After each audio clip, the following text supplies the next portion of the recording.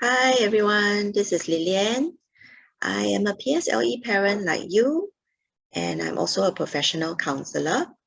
And during this period, I observed that the school communications, there's a lot of emphasis on PSLE. Actually, even in the first term of the year, my daughter got quite a shock when she had a lot more weekend homework compared to the previous years. So I also remember in the parent-teacher meeting before the June holidays, the whole conversation was really revolving around preparations for PSLE. The teacher was like counting down how many months we have left, not a lot of time left, she said. And my daughter is an average student, or maybe even slightly above average. So it wasn't as if the teachers had to tell her to buck up, otherwise she might do badly, not that kind of situation. And we're not aiming for any of the top secondary schools. So all the while, I'm a chill parent. And looks like even for a chill parent, it is still hard not to feel some pressure when the whole school environment is like constantly reminding everyone of how important the PSLE is. So I know the teachers are just doing their job. I just wish the focus could be on learning and growth rather than all zoomed in on the PSLE. And so it's definitely pressurizing for the kids. Hi, we have someone here, Celia. Hello, thanks for joining. So in my personal reflections, I am reminded of how important mental well-being is in such a time. And I thought this might be useful for other parents too. So I got this session planned in less than a week. And thanks to COVID, we're all now quite familiar with Zoom. It's very easy to schedule a meeting at short notice like that. So I've been thinking, like, what kind of environment do parents want to create? Okay, as parents, do you want the home environment to be pressurizing? You think about it, right? If your work environment is stressful, do you want to go home and continue to feel stress at home? As parents, it is really up to us to maintain a positive, nurturing home environment where everyone in the family can feel that it's easy to rest, relax, and just connect with one another, or feel free to do what they feel like doing, in their spare time at home. And that is the reason I'm targeting this session at parents, because as parents, if we can manage stress well, we will be able to impart this valuable skill to our children. So stress, we know that some amount of stress can be motivating and push people to stretch their abilities. But there's also a limit to how much each person can take before the stress becomes negative effects. So being aware of our own internal states and knowing how to calm ourselves will help us to keep stress at healthy levels. Staying calm actually helps us to think better. Because if you look at the seesaw picture here, right, the emotions part of the brain and the thinking part of the brain are like a seesaw. There's no way they both can work well together. So when the emotions are up there, like when we're feeling stressed and anxious, the thinking part won't be able to function well. And so in order for us to think better, make good decisions, we need to help our emotions to calm down. That doesn't mean we push our emotions aside, because if we just push it aside, pretend that, we're not feeling stressed at all, usually the emotions will come back again in some other way, demanding your attention. So what we do is we try to we learn how to take care of the emotions. So I was thinking of a recent experience about this. Every weekend when my daughter has a lot of homework to complete, I sometimes see her pulling a long face, and I can't blame her, right? I mean, if it's us adults having a lot of work to do, instead of being able to rest and relax during the weekend, we will also be feeling quite sian, right?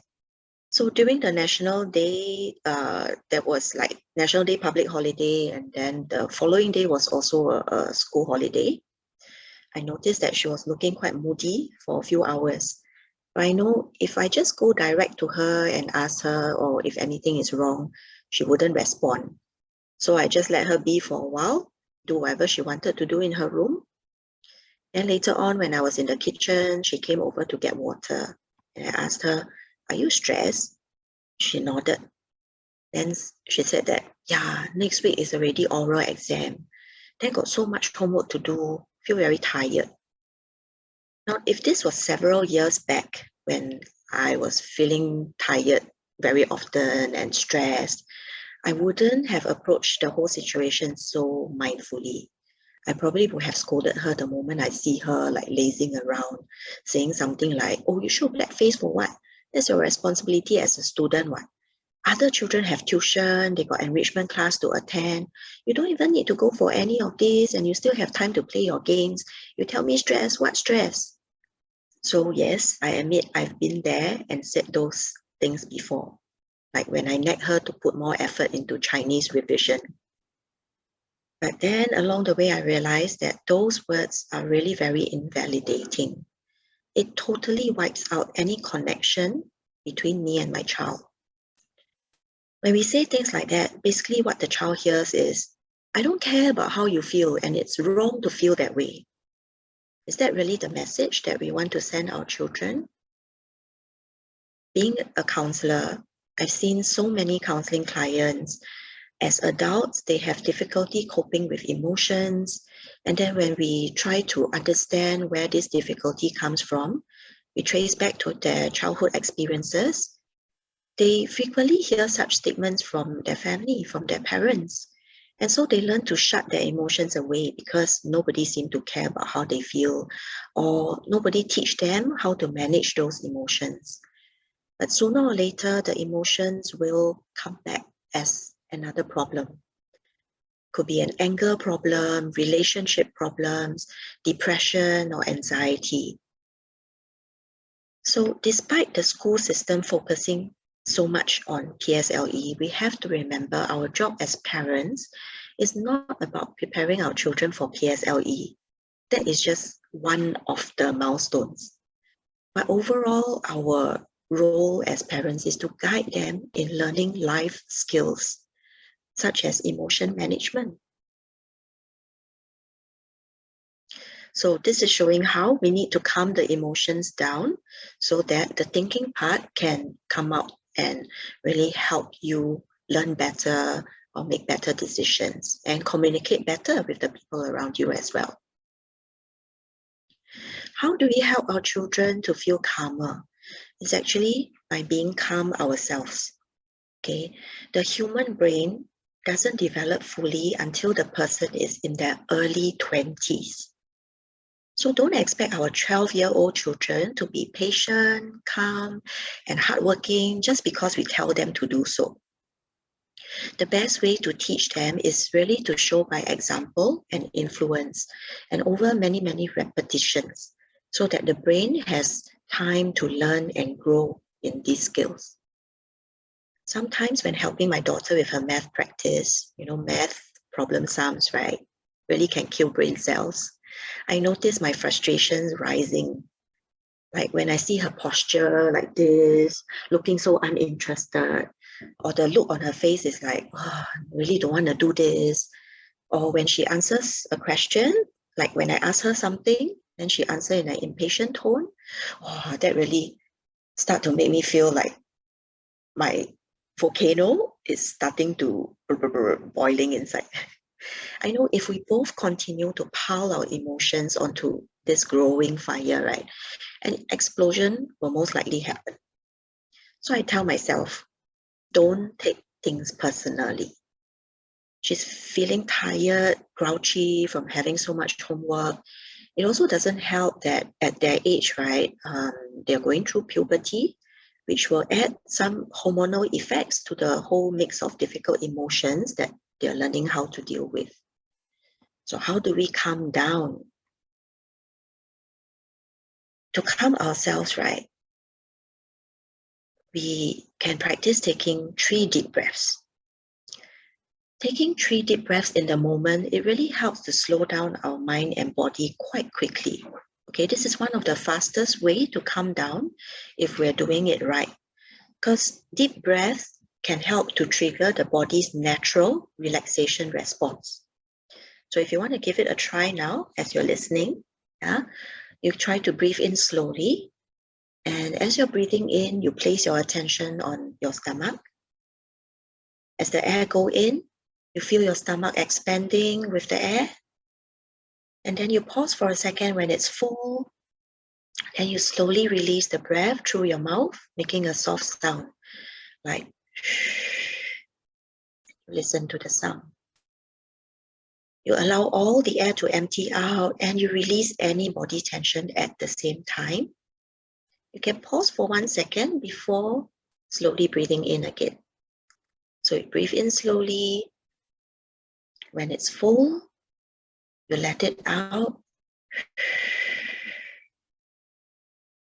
So taking time to breathe slowly like that and putting your attention on your body, expanding with the air and releasing the air. This really helps your mind and body to slow down just within that few seconds. It is a very good opportunity for you to change your direction in your mind instead of blowing up like an automatic knee-jerk reaction.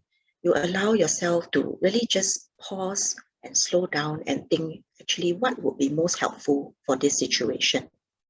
Okay, so this deep breath method, whenever you find your mind being busy, even when not coaching your children in their homework, but your mind is busy with work matters, or your whole day schedule has been very tight, you're rushing about, or sometimes you notice having a lot of negative or angry thoughts in your mind in response to a situation, or when you notice that your body is starting to tense up, something triggered and made you feel quite annoyed, frustrated. When you notice these signs, like your thoughts and your body reacting, you can remind yourself, use your breath as an anchor to steady yourself. Okay, so when you are calm, you can make better decisions. You can choose your responses wisely that will help the situation rather than just automatic reaction that sometimes after that we regret and feel like, yeah, I shouldn't have reacted in that way. Okay. And next, we can remind ourselves to maintain a balanced focus. What do we mean by balanced focus? Okay, there's so much attention given to PSLE, okay, or any other exam when it's around this September, October period.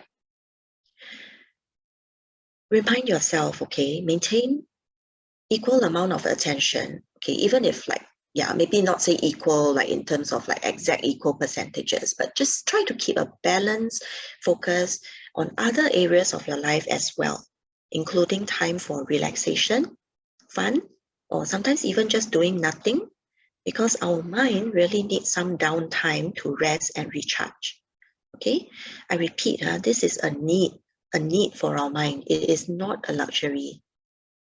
You imagine if most of your interactions with your children actually revolve around homework, exams, reminding them to study, that is going to send your child a message that nothing else matters.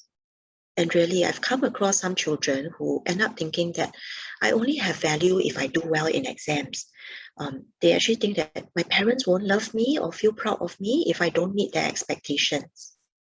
Imagine as a child walking into the exam venue, having that weight on your shoulders. How is that going to help? And finally, I want to remind all of us, okay, including myself, to go outdoors. Do something physical, because any physical activity can help our body to release some of the negative energy that comes from accumulated stress.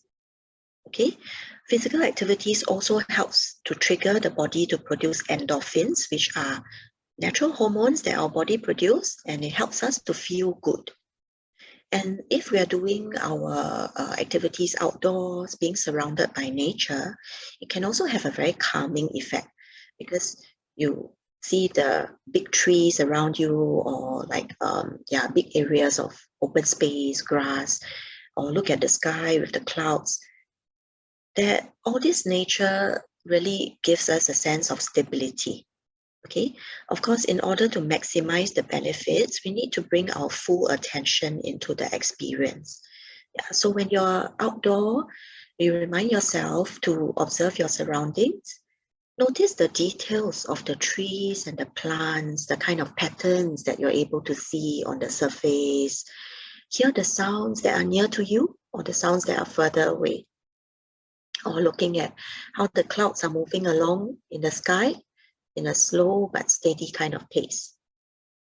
So if you practice these habits regularly, okay, the key is must be done regularly, okay, then you're most likely to notice that generally you feel calmer and you will feel less tension, not just in your mind, but also in your body.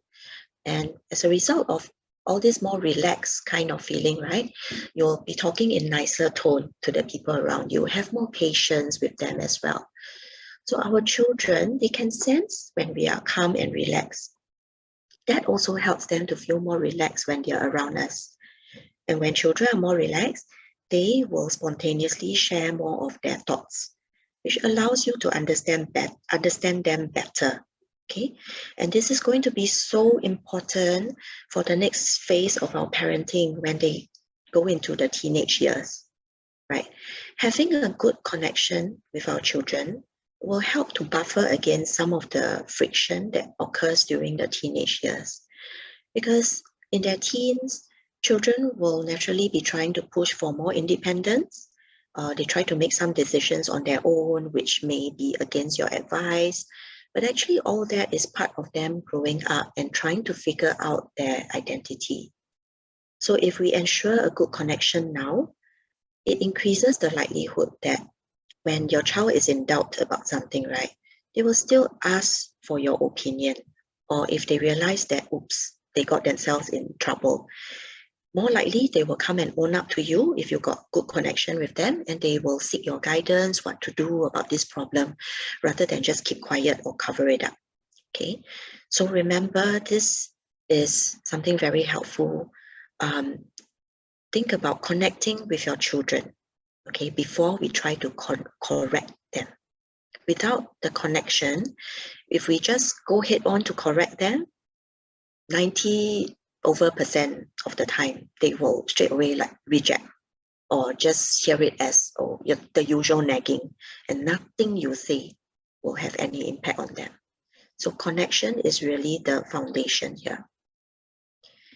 And now I will circle back to PSLE, but actually not the exam. I think that PSLE can also stand for please stop, listen, and explore.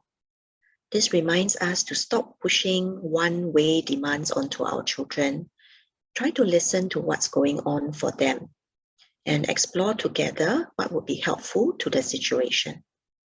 Nobody likes a top-down approach, right? For us at work, we don't like it. At home, we don't like our spouse or any other family member to like just tell us as if demanding that we follow whatever they say. Okay, so at work, at home, it's the same. And even for children, they won't like just hearing and being demanded to follow our instructions just because we are their parents. It doesn't work that way. Okay, so to summarize, these are the main points from my sharing today. I hope it has been helpful for you, just like how it has reminded me to be aware of my own stress levels, because only when we are well balanced, then we will be able to bring our best self into the parenting role and guide our children as they grow. Okay, and if you would like more strategies to care for your mind and improve your well-being, feel free to check out my website and blog. I also provide counseling services and wellness workshops. So even if you have any other questions about mental well-being, you can still contact me directly after this session. Okay, so may I ask the attendees, do you have any questions about what I have shared earlier?